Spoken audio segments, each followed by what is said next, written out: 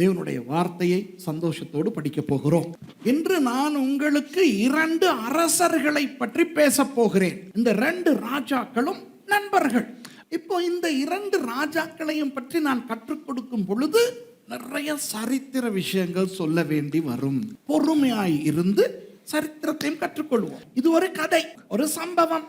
ஆனால் இந்த கதையிலே, இந்த சம்பவத்திலே இருந்து ஆண்டவர் நமக்கு என்ன பேசுகிறார் என்பதையும் நாம் கவனிக்க வேண்டும். இப்போ நீங்கள் பெரிய சரித்திர விரும்பி இல்லாவிட்டால் பரவாயில்லை, தயவு செய்து இந்த சரித்திரத்தை கேட்டுவிட்டு மறந்து போங்கள். சரித்திர விரும்பி ஆயிருந்தால் குறித்துக் கொள்ளுங்கள், படித்துக் கொள்ளுங்கள். சூப்பரோ சூப்பர். இப்போ எனக்கு சரித்திரம் என்றால் பெரிய ஆசை. நான் கல்லூரியிலே படிக்கிற காலத்திலே சரித்திரம் என்றால் நஞ்சு. அந்த நான் வெறுத்த அந்த சரித்திரத்தை நான் நேசிக்க வைத்தவர் ஆண்டவர் இந்த வார்த்தையின் மூலமாக. இப்போ இந்த 2 அரசர்களுடைய பெயர்கள் ஆகாப், யோசபாத். இந்த 2 அரசர்களும் 2 வேறு தேசங்களை ஆண்டது.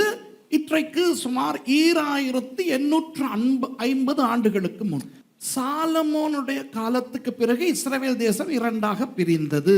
வடக்கு ராஜ்யம், தெற்கு ராஜ்யம். வடக்கு ராஜ்யத்துக்கு இஸ்ரவேல் என்ற பெயர் தொடர்ச்சியாக இருந்தது. ஆனால் தெற்கு ராஜ்யமோ யூதா ராஜ்யம் என்று அழைக்கப்பட்டது. அந்த வடக்கு ராஜ்யம் தான் கெட்ட ராஜ்யம். அதில் நல்ல தேசமாய் யூதா தேசம் இருந்தது. அதை ஆட்சி செய்த ராஜாக்கள் எல்லாரும் தாவீதினுடைய குமாரர்கள், அந்த வம்சத்திலே வந்தவர். இந்த வடக்கு ராஜ்யமாகிய இஸ்ரவேல் ராஜ்யத்தின் 7வது அரசனாய் வந்தவன் தான் ஆகாப். அவருடைய நண்பராகிய யோசபாத் வடக்கு ராஜ்யத்தை ஆட்சி செய்த 5வது ராஜா. இந்த 2 மனிதர்களையும் பற்றி, ராஜாக்களையும் பற்றி இன்று கொஞ்சம் விஷயங்கள் படிக்க போகிறோம். ஆகாப் என்ற பெயரின் அர்த்தம் மாமா. யூதர்கள் அப்படி ஒரு பெயரை வைப்பதே கிடையாது. மாமான்னு யாராவது பேர் வைப்பாங்க? யாரையுமே நீங்க மாமா, மாமி, அத்தை, சித்தி, சித்தப்பா, மாமா, மச்சான்னு பேர் வைக்க மாட்டீங்க. நானும் பார்த்தேன், ஏனடா ஒம்ரி, ஒம்ரி என்றால் இவருடைய தந்தை, ஒம்ரி தன் மகனுக்கு ஆகாப் என்று பெயர் வைத்தான் என்று நானும் தலையை பீத்து கொண்டு சரித்திரத்திலே அங்கே இங்கே ஏகப்பட்ட ஆராய்ச்சியிலே கண்டுபிடிக்க முயன்றேன், முடியவில்லை. ஆகவே என்னிடத்துல கேட்காதீர்கள், ஏன் பாஸ்டர் அவருக்கு ஆகாப் என்று பெயர் வந்தது என்று. தெரியாது. அந்த ஆளினுடைய பெயர் எப்படி ஒரு குழப்பமான பெயராய் இருக்கிறதோ அந்த ஆளும் அப்படித்தான் இருந்தான். அந்த இஸ்ரவேலில் வந்த 19 ராஜாக்களில் ஆக கேவலமான, கெட்ட, மோசமான ராஜா இந்த ஆகாப் ராஜா. அவனுடைய பொண்டாட்டி யாருன்னு சும்மா கெஸ் பண்ணுங்க. வேதத்தில் வருகின்ற ஆக பயங்கரமான பெயர் கொண்ட பெண் யெசபேல்.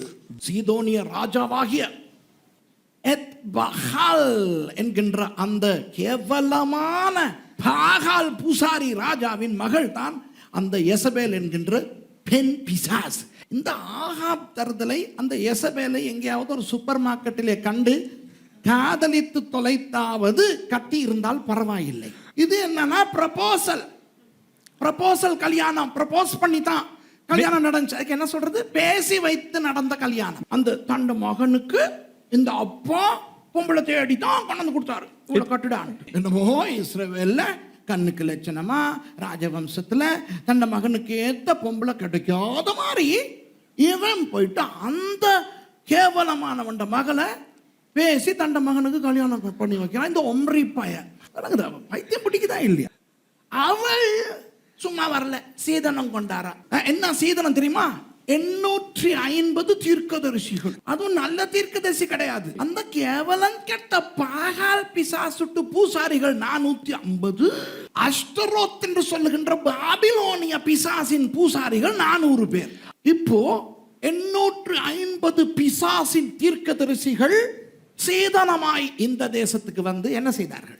யெசபேலும் அந்த 850 தீர்க்கதரிசிகளும் சேர்ந்து இந்த இஸ்ரவேலில் இருந்த நல்ல தீர்க்கதரிசிகளை கொலை செய்ய ஆரம்பித்தார். அன்பானவர்களே, விசேஷமாக சபை நடத்தும் பாஸ்டர்மாரே, உங்களுக்கு நான் ஒரு சின்ன அறிவுரை சொல்ல விரும்புகிறேன். நீங்கள் எந்த காரணத்தை கொண்டாவது பிற மத பூஜாசாரிகளை உங்கள் சபைக்கு அழைத்து அவர்களை கொஞ்சி அவர்களுக்கு மேடை கொடுத்து சொற்பொழிவாற்ற சொல்லி அவர்களுக்கு விசேஷ நாட்காலி கொடுத்து மத்தகத்தியாக நோக்கமக்கி ஆண்டோனே அருது அவர்களை தாளாட்டி அவர்களுக்கு ஊட்டிவிட்டு அவர்கள் உங்களோடு நட்பாயிருக்க விரும்பி உங்கள் சபைக்குள்ளே அவர்களை எடுத்தீர்களானால் ஒரு நாள் இல்லை ஒரு நாள் அவர்கள் மூலமாகவே உங்களுடைய சபை நாசமாய் போகும். அவர்களை வெறுக்க நான் சொல்லவில்லை,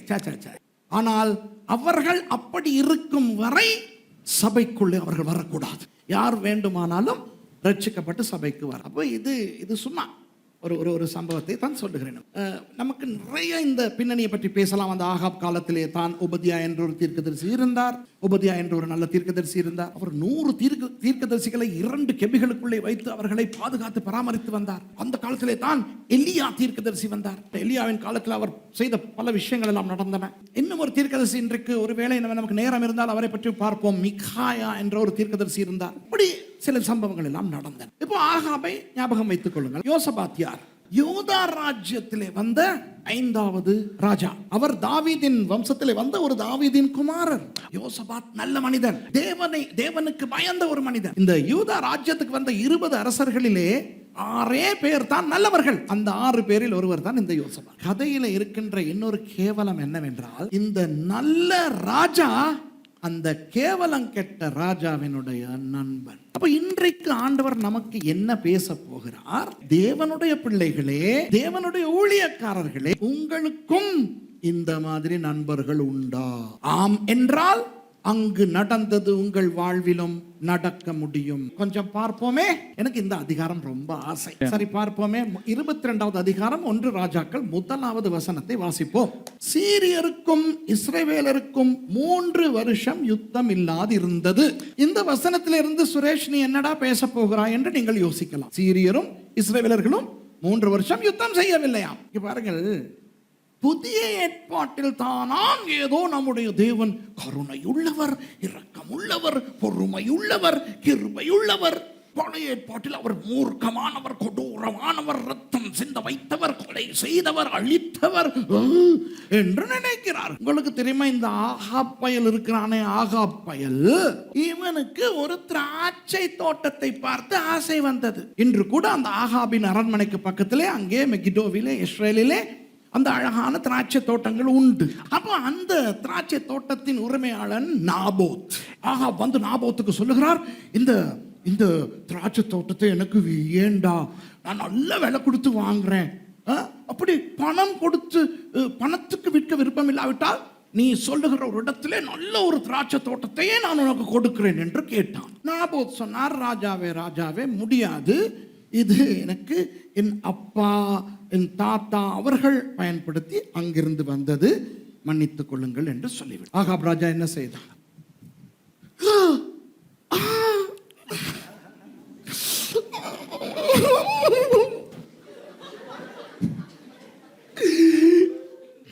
මේක තමයි ආහාබ් රජතුමා කරේ. You can read it and see.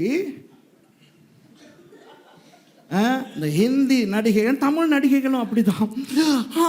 அப்படின்னு சொல்லிட்டு ஓடி போயிட்டு கட்டில விழுந்து விம்மி அழுவாங்களே, அந்த மாதிரி இந்த பையன் அழுதான். அப்ப எசபேல் பாக்குது, என் அத்தானுக்கு என்ன நடந்தது. அது போய் எசபேல் போயிட்டு பாக்குது, என்ன என் மணாளனா எப்படி என்னை தொட்டு தாலி கட்டி என்னை இந்த நாட்டுக்கு அழைத்து வந்த இந்த வீரனுக்கா இந்த கதி? ஐயோ, என்ன நடந்தது என் கணவனுக்கு?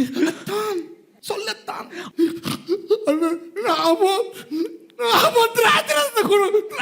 கொடுக்க மாட்டேன்.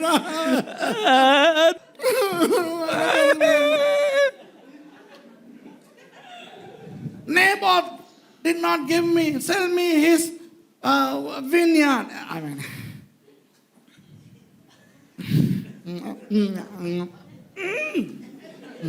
translate. Sing-a-ling.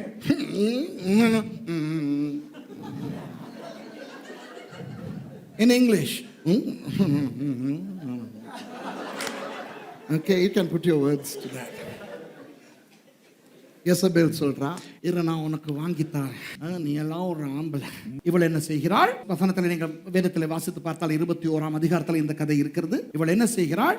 அந்த நாபோத்தை திட்டமிட்டு சதி செய்து சட்டபூர்வமாக கொலை செய்து அந்த திராட்சை தோட்டத்தை எடுத்து தன் கணவனுக்கு கொடுக்க. அப்போ எலியா வருகிறார். எலியா வந்து ஆகாபுக்கு சொல்லுகிறார், எடா நீ இப்படி செய்தபடியினால் உன்னை ஆண்டவர் அழிக்க போகிறார். நீங்கள் சொல்லுங்கள் எனக்கு அந்த ஆகாபுக்கும் யெசபேலுக்கும் என்ன செய்ய வேண்டும்? அந்த அப்பாவின் நாபோத்தை அவர்கள் கொலை செய்த விதத்துக்கு, ஒரு திராட்சை தோட்டத்துக்கு அவர்களுக்கு என்ன தண்டனை கொடுக்க வேண்டும்? 2800 வருடங்களுக்கு முன்பு நீங்கள் இருந்திருந்தால் நீங்கள் என்ன விரும்பியிருப்பீர்கள்? அந்த ராஜாவுக்கும் அந்த ராணிக்கும் என்ன நடந்திருக்க வேண்டும்? அப்போ எலியா வந்து சொல்லுகிறார், ஆண்டவர் சொல்லுகிறார் எலியாவுக்கு, போய் சொல்லு, அவனை நான் நாசமாக்க போகிறேன் என்று. இப்போ 21 அதிகாரத்துக்கு போங்களே.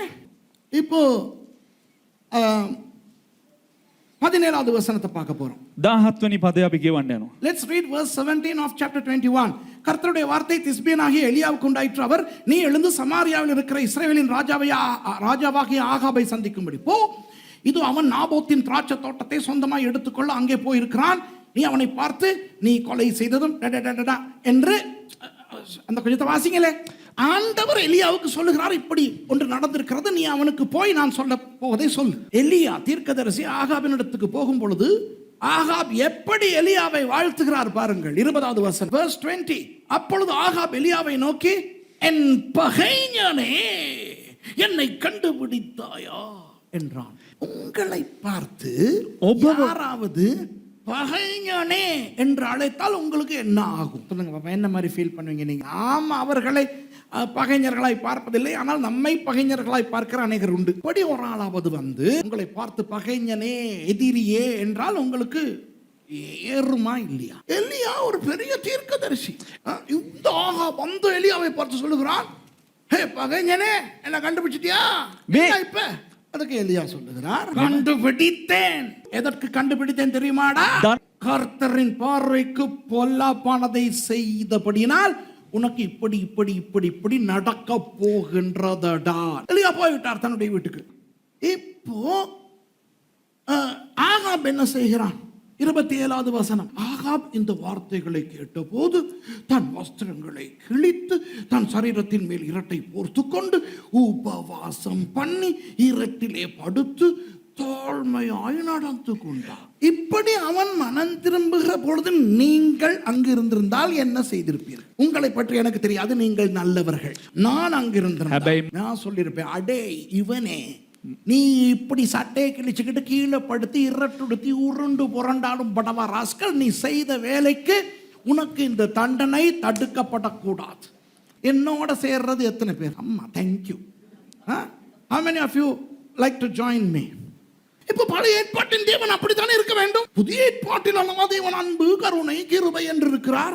2 ராஜாக்கள் பழைய ஏற்பாட்டில் இருக்கு, 28, 29. அப்பொழுது கர்த்தருடைய வார்த்தை திஸ்பியனாகி எலியாவுக்கு உண்டாயிற்று. அவர், ஏய் ஆகாப் எனக்கு முன்பாக தன்னை தாழ்த்தினதை கண்டாயா? பாவமடா, ஐயோ, அவன் எனக்கு முன்பாக தன்னை தாழ்த்துகிறபடியினால் நான் அவன் நாட்களில் அந்த பொல்லாப்பை வரப்பண்ண மாட்டேன், பாவம். பாருங்கள், பழைய ஏற்பாட்டு தேவனை இன்றைக்கு நிறைய பேருக்கு புரிந்து கொள்ள முடியும். இங்கே பாருங்கள், ஆண்டவரே சரி சரி சரி விட்டு பிடிப்போம் என்கிறார். அது வரையில் சிரியாவில் இருக்கின்ற ராஜா பென் ஹடாடுக்கும் ஆகாபுக்கும் யுத்தங்கள் நடந்து கொண்டே இருந்தன. எப்ப பார்த்தாலும் சண்டை. ஆனால் ஆகாப் இப்படி மனம் திரும்பினபடியினால் ஆண்டவர் அவனுக்கு தண்டனை கொடுப்பதை தள்ளி போட்டது மாத்திரமல்ல, சிரியாவுக்கும் இஸ்ரவேலுக்கும் இடையில் இருந்த யுத்தத்தையும் நிறுத்திவிட்டார். அப்போ 22:1 என்ன சொல்லுகிறது? சிரியருக்கும் இஸ்ரவேலருக்கும் 3 வருஷம் யுத்தம் இல்லாதிருந்தது. இப்ப விளங்குதா பின்னணி? தேவனுடைய பொறுமை, தேவனுடைய கிருபை, தேவனுடைய கருணையின் நிமித்தமாகத்தான் அந்த 22:1 அப்படி சொல்லுகிறது. இப்போ 22 கீழே நீங்கள் கடைசியிலே பார்த்தால் ஆகாப் செத்து போகிறான். எப்படி செத்து போகிறான் தெரியுமா? சீரியர்களோடு யுத்தம் வந்து செத்து போகிறான். ஆனால் அந்த ஆகாபை கொலை செய்தது ராஜா அல்ல. அந்த யுத்தத்திலே சிரியாவினுடைய இராணுவத்தில் இருக்கின்ற ஒரு சாதாரண போர் சேவகன். இப்ப நீங்க யோசிக்கலாம், யாருட அம்பா இருந்தா என்ன? அன்பானவர்களே, அந்த காலத்திலே யுத்தத்துக்கு போகும் பொழுது ஒரு ராஜா தோல்வி அடைந்தால் அவர் இன்னொரு ராஜாவின் கையால் தான் தோல்வி அடைய வேண்டும். இல்லாவிட்டால் அது ஒரு அவமானம். ஒரு சாதாரண ஒரு போர் சேவகன் கையில் ஒரு ராஜா மடிந்தால் அது அந்த ராஜாவுக்கு அவமானம். அவர் ஒரு புறமுதுகிலே பின்பக்கத்திலே அந்த அம்போ ஈட்டியோ பாய்ந்தால் வாழ்வெட்டோ விழுந்தால் அது அவமானம். முன்பக்கத்திலே தான் அந்த வெட்டு விழுந்து அவர் சாக வேண்டும். அதற்கு பெயர் தான் வீர மரணம். அவன் ஆகாப் ஒரு கௌரவமான வீர மரணத்தை எய்யவில்லை, கேவலமான முறையிலே அவன் செத்தான். அவனுடைய ரத்தத்தை நாய்கள் நக்கிய குளத்திலே போய் கழுவி அப்படியெல்லாம். ஐயோ, நீங்க வாசிச்சு பாருங்க. இப்போ இந்த கேவலமான மரணத்துக்கு காரணம் யார் தெரியுமா? அந்த நல்ல ராஜா யோசபாத். என்ன ஐயா சொல்றீங்க? பாருங்க கதையா. 2வது வசனம். நல்ல ராஜா கெட்ட ராஜாட நாட்டுக்கு விசிட்டிங் போறாரு. விளங்குதா உங்களுக்கு? அதாவது உங்களுக்கு அந்த மாதிரி நண்பர்கள் இருந்தால் நீங்கள் அவர்கள் வீட்டுக்கு போவதற்கு சமானம் என்று வைத்துக் கொள்வோம். போக கூடாது இல்ல, ஆனா போனா என்ன நடக்கலாம்? யோசபாத் போறாரு, போயிட்டு ஆகாப பார்த்து, மச்சான் உன்னை பார்க்க வந்திருக்கேன், எப்படி போகுது எல்லாம்? நல்லா இருக்கு, யுத்தம் எல்லாம் இல்லைன்னா இப்ப எல்லாம் ஆத்தலா இருக்கிறீங்க தானே. வர்றாரு, சாப்பிட்றாரு, எல்லாம் இப்ப உட்கார்ந்து இருக்கிறாங்க. இப்ப ஆகாப் கொஞ்சம் பெருமை பிடிச்சாரு. அவனை பத்தி தான் தெரியுமே நமக்கு. அவன் என்ன செய்கிறான் என்றால் 3வது வசனம். இஸ்ரவேலின் ராஜா அதாவது ஆகாப் தன் ஊழியக்காரரை நோக்கி, கிலியாத்தில் உள்ள ராமோத் நம்முடையது என்று அறியீர்களா? நாம் அதை சீரியா ராஜாவின் கையிலிருந்து பிடித்துக் கொள்ளாமல் சும்மா இருப்பானேன் என்று சொன்னான். இந்த வசனம் எத்தனை பேருக்கு விளங்கியதோ எனக்கு தெரியாது. நான் சில உதாரணங்களை சொல்லுகிறேன். அப்போ சில நேரம் நாமே இப்படித்தான் என்று நமக்கு தோணும். எல்லாரும் இல்லை, ஆனா நிறைய பேர். ஒரு வேலைக்காரங்களோட பேசுறாரா, ராமோத் கிலியாத் எங்கட தானே, சீரியா தானே அதை பாவிச்சுக்கிட்டு இருக்கிறாங்க, அது எப்படி நாங்க சும்மா பார்த்துக்கிட்டு இருக்கிறது, அவங்க பாவிக்கிறது எப்படி என்றால், சில பேருடைய வீட்டுக்கு யாராவது வந்தால் அந்த வீட்டுக்காரர்களுக்கு விருப்பம் தங்களுடைய விஷயங்களை அவருக்கு தெரிய பீற்றிக்கொள்ள, அவங்களுக்கு கேட்க மற்றவங்களுக்கு சொல்லுவாங்க. தங்கச்சி அந்த ஃப்ரீசர்ல இருக்கிற கோழியை வெளியே எடுத்து போடுங்க, இன்னைக்கு ஈவினிங் அதை தான் சமைக்கணும். அது பெரிய ஃப்ரீசர் இல்லை, அந்த டபுள் ஃப்ரீசரும் இல்லை, டீப் ஃப்ரீசர் இல்லை, அந்த நீல கலர் ஃப்ரீசர் இருக்குது, அதில் இருக்கிற கோழியை. ஏன்னா இவங்களுக்கு சொல்லணும், நமக்கு டீப் ஃப்ரீசர் இருக்கு, டபுள் ஃப்ரீசர் இருக்குது, இதெல்லாம் சொல்லணும். விளங்குதா உங்களுக்கு? அந்த தெரியும் தானே, நான் உங்களுக்கு முந்தி ஒருக்கா சொல்லியிருக்கிறேன்.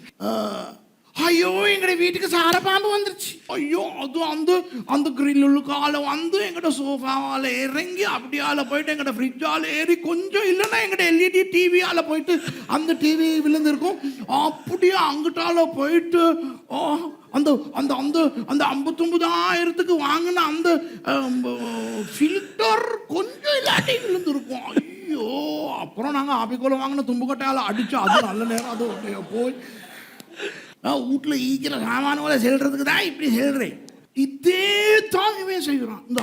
இந்த வந்திருக்கிற யோசபாத்துக்கு கலஸ் காட்டுறதுக்கு இவர் சொல்றாரு, ராமோத் கிலியாத் எங்களது அல்லவா, சீரியர்கள் அதை பயன்படுத்த நாங்கள் பார்த்து கொண்டிருக்கிறோம், எங்களுக்கு என்ன மீசை இல்லையா துட்டுக்கிறது, மீசை அடக்கு அடக்கு என்ற நண்பனுடைய நட்பு தட்டுக்கிறது. இப்போ இவரும் ஜூன் ஆயிட்டார். யாரு? யோசபாத்தும் ஜூன் ஆயிட்டார். ஏன் மாதிரி ஆளா இருந்தா கணக்கெடுக்க மாட்டோம், எங்களுக்கு தெரியும் இது என்னத்துக்கு சொல்றாங்க, என்னத்துக்காக சில பேர் சிலது சொல்றாங்கன்னு நமக்கு தெரியும். இந்த அறிவு கட்ட யோசபாத் இந்த கதையில வாங்கிட்டோம், என் நண்பன் ஒரு வீரன் அல்லவா. இப்ப யோசபாத் வேலைக்காரங்களுக்கு இப்படி சொல்லிட்டு யோசபாத் பக்கம் திரும்புறாரு ஆகாப். யோசபாத்தை நோக்கி 4வது வசனத்திலே, கீலேயாத்தில் உள்ள ராமோத்தின் மேல் யுத்தம் பண்ண என்னோட கூட வருகிறீரா என்று கேட்டான். ஓகே, இப்ப விளங்குதா உங்களுக்கு? දැන් ඔබලාට වැටහෙනවද? මේ බලන්න. யோசபாத் நீங்க தான் யோசபாத். This is Jehoshaphat, I am Ahab. நான் தான் ஆகாப், இவர் தான் யோசபாத். இவரை வச்சுக்கிட்டு நான் சொல்றேன், லயிரு ராமோத் கிலியாத் எங்களது அல்லவா, சீரியர்கள் அதை பயன்படுத்த பார்த்து கொண்டிருக்கிறது, இது எவ்வளவு காலத்துக்கு நீடிக்குமடா. இவர் இதை பார்த்துக்கிட்டு இருக்காரு. என் கூட்டாளி நல்ல பலசாலி, விளங்குதா? அப்படியே சொல்லிவிட்டு திரும்புகிறார். யோசபாத்தை பார்த்து, மச்சான், ராமோத் கிலியாத் என்ற ஒரு இடம் இருக்கிறது, எங்களுடைய இடம், அந்த இடத்தை அந்நியர்கள் பிடித்து வைத்துக் கொண்டிருக்கிறார்கள், அடிக்க போகிறேன், வருகிறாயா? விளங்குதா உங்களுக்கு? இப்ப விளங்குதா? දැන් ඔබලාට වැටහෙනවද? யோசபாத் යහෝෂාපාත්. මේ නැගලා එන්න කොකෙලි. அந்த வசனத்துல மிச்சத்தை பாருங்க. ඒ වචන ඉතුරු யோசபாத். කොටස බලන්න. யோசபாத் இஸ்ரவேலின் ராஜாவை நோக்கி, நான் தான் நீர், என்னுடைய ஜனங்கள் உம்முடைய ஜனங்கள், என்னுடைய குதிரைகள் உம்முடைய குதிரைகள் என்றான். ஆனா இப்ப இவருக்கு அவரை பார்க்கும்போது 6 பேக் மசில்ஸ் எல்லாம் தெரியுது. அப்ப இவர் இம்ப்ரெஸ் ஆகி இவர் சூன் ஆகி சொல்றாரு, மச்சான் நான் தான்டா நீ தான்டா நான், ஏன் மக்கள் ஓ மக்கள், ஏன் குதிரை ஓ குதிரை, இதெல்லாம் கேட்கறதா? போவண்டா அடிப்போண்டா எடுப்போண்டா. நீங்கள் உலகத்து நண்பர்களை வைத்திருந்தால் நீங்கள் அவர்களை பார்க்க போகும்போது அவர்களுடைய வெற்றிகள், சாதனைகள், பயணங்கள், கல்வி திறமைகள் இவற்றை பார்த்து மலைத்து போகக்கூடிய சந்தர்ப்பம் வரும். அப்பொழுது யோசபாத்துக்களே, உங்கள் ஆகாப்கள் உங்களிடத்திலே கேட்பார்கள், நீங்கள் என்னோட வியாபாரத்துக்கு என் வியாபாரத்துக்குள் வருகிறீர்களா? என் பிள்ளை வெளிநாட்டுக்கு போகிறதோடு உங்கள் பிள்ளையையும் அனுப்புங்களேன், வாருங்களின் தொழில் ரீதியாய் இணைவோம் என்று சொல்லும் போது நிறைய யோசபாத்துக்கள் அந்த ஆகாப்களை பார்த்து சொல்லுவீர்கள், ஐயோ உங்க வியாபாரம்னா ஏன் வியாபாரம் மாதிரி, ஏன் வியாபாரம்னா உங்க வியாபாரம் மாதிரி, உங்க பணம்னா ஏன் பணம், ஏன் பணம்னா உங்க பணம், உங்க புள்ளனா ஏன் புள்ள. ஓகே, இப்படிதான் நிறைய பேர் பொண்ணு கொடுத்து பொண்ணு எடுக்கிறான். இப்படித்தான் யோசபாத்கள் ஆகாப்களோடு கை கோர்க்கிறார்கள். இந்த பிரசங்கம் நீங்கள் உலக பிரகாரமான நண்பர்களை வைத்துக் கொள்ள வேண்டாம் என்பதே அல்ல. உலகத்தவர்களோடு வியாபாரம் பண்ணக்கூடாது படி அல்ல. ஆனால் இதோ விளக்கத்துக்கு வருகிறேன். யோசபாத் ஆம் என்று ஒத்துக்கொள்ளுகிறார். 5வது வசனத்தின் முதலாவது சொல் தான் முக்கியம், பின்னும். இப்போ அந்த இடத்துல பின்னும் என்று தமிழிலே வருகிறது. அது உண்மையில் வா என்ற அந்த எபிரேய சொல். அந்த வா என்ற சொல்லுக்கு சில அர்த்தங்கள் உண்டு. இந்த இடத்துல அதனுடைய அர்த்தம் என்னவென்றால் பிறகு, தமிழிலே சரியாக பின் என்று வருகிறது. பின்னும் யோசபாத் இஸ்ரவேலின் ராஜாவை பார்த்து, கர்த்தருடைய வார்த்தையை இன்றைக்கு விசாரித்து அறியும் என்றார். இந்த ரகசியம் என்னவென்றால், சரி என்று சொல்லிவிட்டு ஆண்டவரிடத்திலே கேட்டு பார்ப்போம் என்கிறார். இன்றைக்கு நிறைய கிறிஸ்தவர்கள் தவறு செய்வது இதனால் தான். தீர்மானித்து விட்டு ஆண்டவரிடத்திலே கேட்பது. புரியுதா உங்களுக்கு? நம்முடைய வாழ்க்கை, என்னுடைய வாழ்க்கையிலே அப்படி நிறைய நடந்திருக்கிறது. நிறைய தீர்மானங்களை எடுத்த பிறகு ஆண்டவரிடத்தில் கேட்பேன், நாதா இது உங்களுடைய சித்தம் தானே? ஆண்டவர் கேட்பார், என்னத்துக்கு கேட்கிறேன், நீ தான் தீர்மானம் எடுத்துட்டியே, சரி உங்களுக்கு விளங்குதா எங்களுடைய தவறு? யோசபாத் என்ன செய்திருக்க வேண்டும்? ஆகாபுக்கு பதில் சொல்ல முன்பு சொல்லி இருக்க வேண்டும், ஆண்டவரிடத்தில் கேட்டு பார்ப்போம், ஆண்டவர் சரி என்றால் நான் இணைவேன். இப்ப பாருங்கள் கதை என்ன எப்படி போகிறது என்றால், ஆகாபோடு யோசபாத்தும் யுத்தத்துக்கு போகிறார். யோசபாத்தும் அவருடைய சேனையோடு போகிறார். யுத்தத்தின் போது ஆகாப் என்ன தெரியுமா சொல்லுகிறான்? நான் மாறு வேஷம் அணிந்து போகிறேன், நீ என்னைய மாறி உடுத்திக்கிட்டு போ. இப்ப யோசபாத்துக்கு சூன், ஆகாப் மாதிரி உடுத்திக்கிட்டு நான் போறேன். இவர் ஆகாப் மாதிரி போறாரு யுத்தத்துக்கு. பென் ஹதாத் சொல்லி இருக்கிறாரு, ஏய் நீங்க எல்லாம் சும்மா உள்ளவனுங்க கொள்ளாதீங்கடா, ஆகாப கொள்ளுங்க. தூர இருந்து பார்க்கும்போது ஆகாப் மாதிரி இருக்கிறது யோசபாத் தானே. முழு ராணுவமும் யோசபாத்தை விரட்டுது. இவன் வாழ பின்னுக்கு அடிச்சுக்கிட்டு நாய் மாதிரி அப்படின்னு யோசபாத் ஓடுறான். நல்ல நேரம் பென் ஹதாத் சொன்னாரு, அவனை கொல்லாம புடிச்சுக்கிட்டு வாங்க, நான் தான் கொல்லணும். இவர்கள் யோசபாத்தை துரத்தி கொண்டு போய் ஆகாபை பிடிக்கிறதாய் நினைத்து கொண்டு பிடித்தார். பிடித்தவனுடைய முகத்தை பார்த்தால் வேற ஆள்.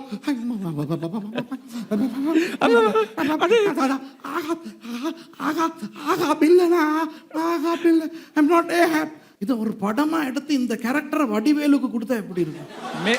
சும்மா கோவிச்சுக்கிறாதீங்க, சும்மா சொல்றேன். ஐயோ, யோசபாத் இப்படி அவமானப்பட வேண்டுமா? யோசிங்க. எல்லாரும் என்ன கொள்ளவார், அந்த பயம், வெட்கம், அவமானம். ஐயா ஏன் இவ்வளவு? அப்புறம் விட்டு விட்டாங்க. நீ ஆகாப் இல்லையோ, பொழைச்சு போட. அதுவும் அதை விட நோண்டி இல்லையா, இவ்வளவு வெக்கமா இருக்கும். நீ இல்லையோ, ஐயா உன்னையவா நாங்க துரத்திக்கிட்டு வந்தோம் இவ்வளவு தூரம். ஓ, யோசபாத் அப்படியே தண்ட நாட்டுக்கு போயிட்டார். இப்ப இதெல்லாம் யாரு பாத்துக்கிட்டு இருப்பா? யோசபாத்தினுடைய ராணுவம் பாத்துக்கிட்டு இருக்கு. இவங்க எல்லாம் இந்த ராணுவத்தோட சண்டை பிடிக்காம யாரோ துரத்திட்டு போனாங்க. இவங்க வாழையும் ஈட்டையும் வச்சுக்கிட்டு எங்களோட அடிச்சுக்கிட்டு வரலையோ, ஹலோ வா. இல்ல நீ இல்ல அங்க. இவங்க வீடுகளுக்கு போயிட்டு சொல்லியிருப்பாங்க, நம்ம ராஜா தலை தெரிக்க ஓடுனாரு. அவன் தண்டை பொண்டாட்டிக்கு சொல்லியிருப்பான், டாலிங் யாருக்கும் சொல்லாத, ராஜா இப்படித்தான் ஓட்டாரு. அது கிணத்துல போயிட்டு அது ஒவ்வொரு பொம்பளைக்கு சொல்லி எல்லாருக்கும் தெரியும். நெக்ஸ்ட் டைம் தி கிங் கோஸ், நான் தான் வீரன் மாதிரி போகும்போது எல்லாரும் எனக்கு தான் உங்களுக்கு ஏண்டி நோண்டி ஆகினேன். ஆண்டவரத்துல கேட்க முந்தி ஓகே சொல். முதல்ல லவ் பண்ணிடுறது, அப்புறம் கேட்கறது இது தேவ சித்தமான. முதல்ல பிசினஸ் தொடங்குறது, அப்புறம் கேட்கறது நாதா இது உங்களுடைய சித்தம் தானே. வெளிநாட்டு பைபிள் ஸ்கூலுக்கு அப்ளிகேஷனை போடுறது, அப்புறம் கேட்கறது நாதா நான் போனால் பரவாயில்லை தானே. விளங்குதா உங்களுக்கு? ஐயோ நிறைய விஷயங்கள் விளங்குதா. வாகனத்தை வாங்கிட்டு தேவனே உமக்கு சித்தமா இது அபிஷேகம் நாதா, கார அபிஷேகம். என்னடி நம்மளோட கிறிஸ்தவம். ஆகாபை விட சிறந்த மன்னன் யோசபா, பரம்பரை ராஜா, தாவீதின் வம்சம், நல்ல ராஜா, தேவ பக்தி உள்ள ராஜா. தேவனையும் இவர் ஷேப்பா வச்சிருக்காராம். அதனாலதான் சொல்றாரு ஆகாப் தீர்க்கதரிசி ஒருத்தரை கூப்பிட்டு கேட்டுக்கிறோமா.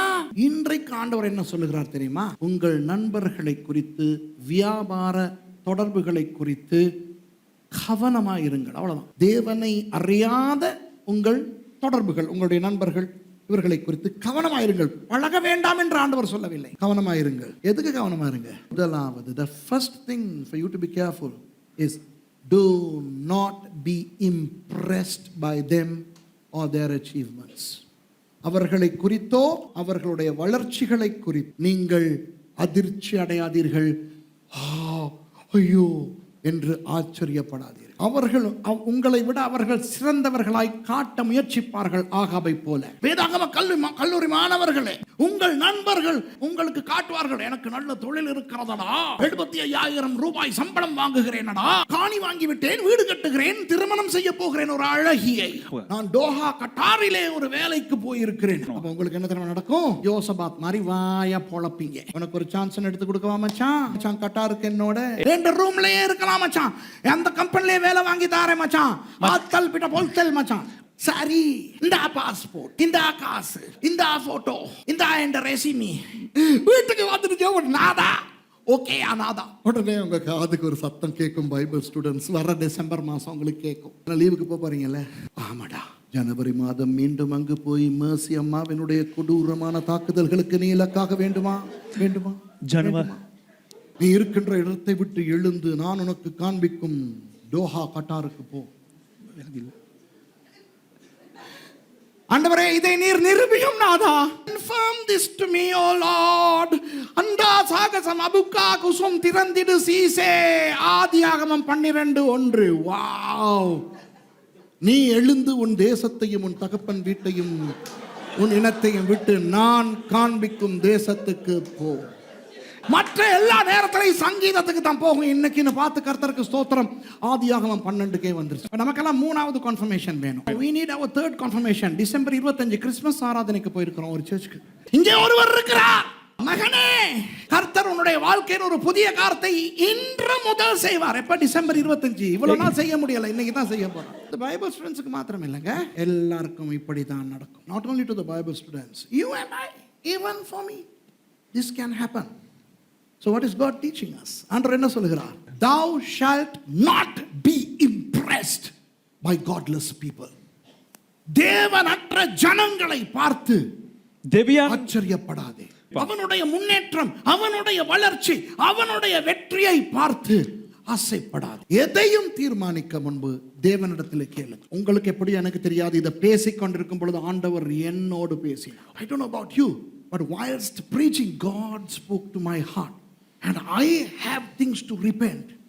நான் மனம் திரும்ப வேண்டி இருக்கிறது. போய் நிறைய விஷயங்களை சரி செய்ய வேண்டி இருக்கிறது. இயேசுவின் நாமத்தில் இந்த பலிபீடத்தில் இருந்து சொல்லுகிறேன், இந்த பிரசங்கம் எனக்கு தான். இது எனக்கென்றால் உங்களுக்கும் தான். Right now shall we stand up, and who wants to pray and conclude? I want to repent now because I have a lot to repent. So Danny, would you play something? I want to confess certain things to God and repent. நான் ஜெபித்து முடிப்பதற்கு முன்பதாக நான் மனம் திரும்ப விரும்புகிறேன். ஆகவே இந்த சந்தர்ப்பத்தை உங்களுக்கும் கொடுக்கிறேன். நான் உங்களுக்கு சொல்லவில்லை மனம் திரும்புங்கள் என்று, நான் மனம் திரும்ப போகிறேன். உங்களுக்கும் மனம் திரும்ப வேணும்னா இதுதான் சான்ஸ். டேனி சும்மா அப்படியே மியூசிக் ஒன்று கொடுங்க, நான் மைக்கை ஆஃப் பண்ணிட்டு நான் மனம் திரும்ப போகிறேன். நீங்க கேட்டீங்கன்னா உங்களுக்கு தெரிஞ்சிடும் என்ன நம்பும். டிவியில் பார்க்குறவங்க மனம் திரும்புவோம். Those of you who are watching, shall we repent? This is a wonderful opportunity. What are we going to repent for? என்னத்துக்காக மனம் திரும்ப போறோம்?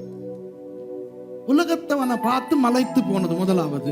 ஓகே, நம்பர் 2, தேவனி டிசைடிங் பிஃபோர் ஆஸ்கிங் காட், தேவனிடத்தில் கேட்க முன்பு தீர்மானிக்கிறது. දෙවියන් වහන්සේගෙන් අහන්න කලින් තීරණය කිරීම. Okay,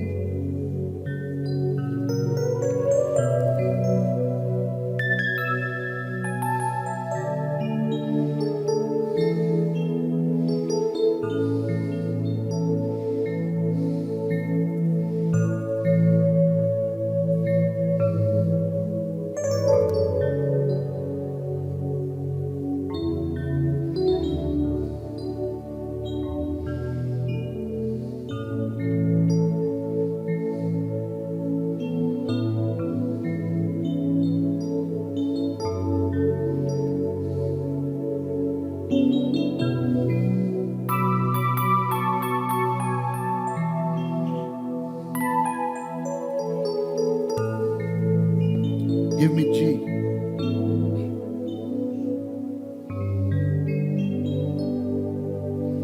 Create in me a clean heart, oh Lord, and renew the right spirit within me. Create in me a clean heart, oh Lord, and renew a right spirit within me. Cast me not away from thy presence, O Lord. Take not thy Holy Spirit from me. Restore unto me the joy of thy salvation, and renew a right spirit within me. Cast me not away from thy presence, O Lord. Renew a right spirit within me. Thank you, Jesus. Thank you, Jesus. எல்லாரும் பாடுங்க. Thank you, Jesus. Thank you, Jesus.